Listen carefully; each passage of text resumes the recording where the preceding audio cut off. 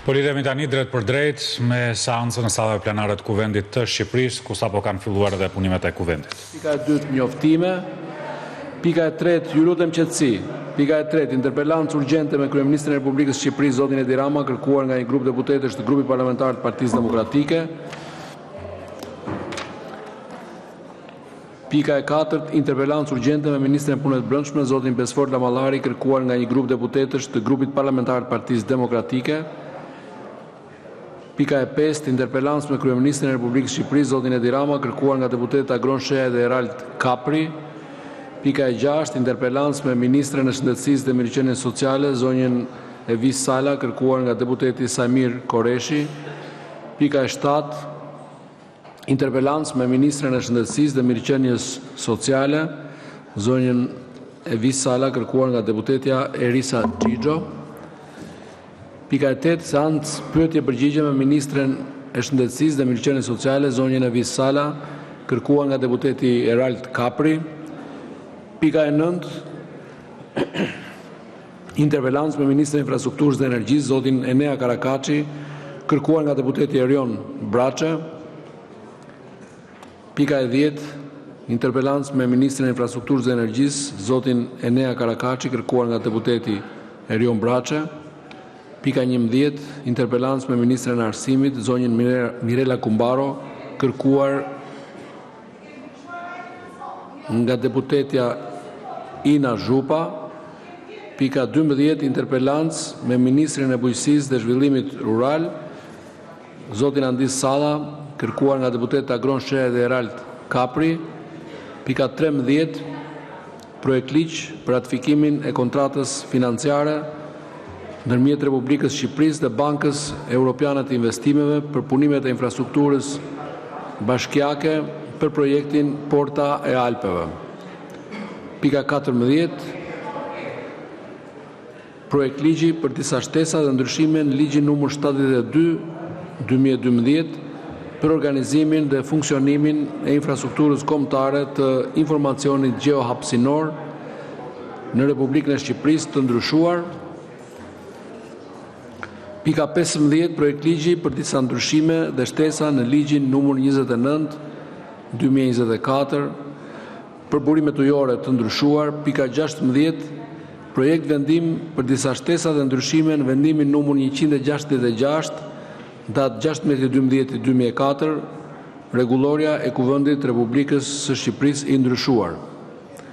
Pika 17, diskutime për çështje jashtë rendit të ditës. Fillojmë me çështjet sipas rendit ditës. Pika e parë, miratimi i procesverbalit seancës plenare të datës 14/5/2026. Procesverbalin e keni marrë rrugë elektronike. Ka vërejtje për procesverbalin?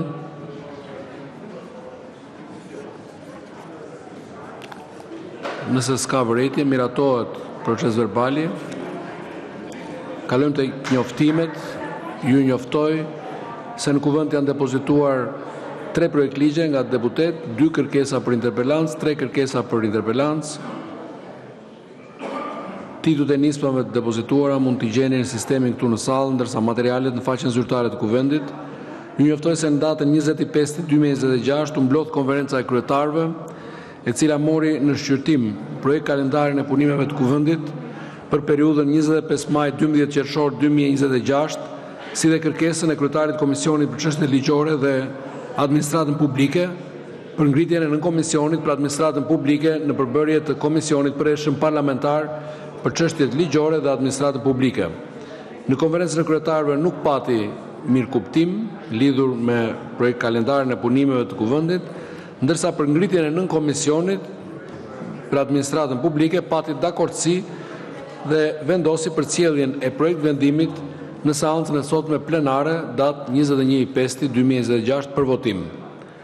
Dokumentet mund t'i gjeni në sistem, në sallë, në bazë të nenit 26, pika 6 dhe neni 27, pika 4 e rregullores, ku në konferencën e kryetarëve nuk arrihet mirëkuptimi për programin dhe kalendarin e punimeve, kryetari i Kuvendit e harton vetë atë dhe ja paraqet për miratim Kuvendit në seancë plenare. Kuvendi vendos me votim të hapur miratimin e kalendarit pas diskutimit për jo më shumë se 5 minuta, një folës pro dhe një folës kundër. Nëse ka folës pro, folës kundër, kalojmë procesin e votimit. Votimi do të jetë i hapur me karton. Hedhim në votim projekt kalendarin e punimeve të kuvendit për periudhën 25 maj 12 qershor 2026. Kush është pro, kundër, abstenim? 72 pro.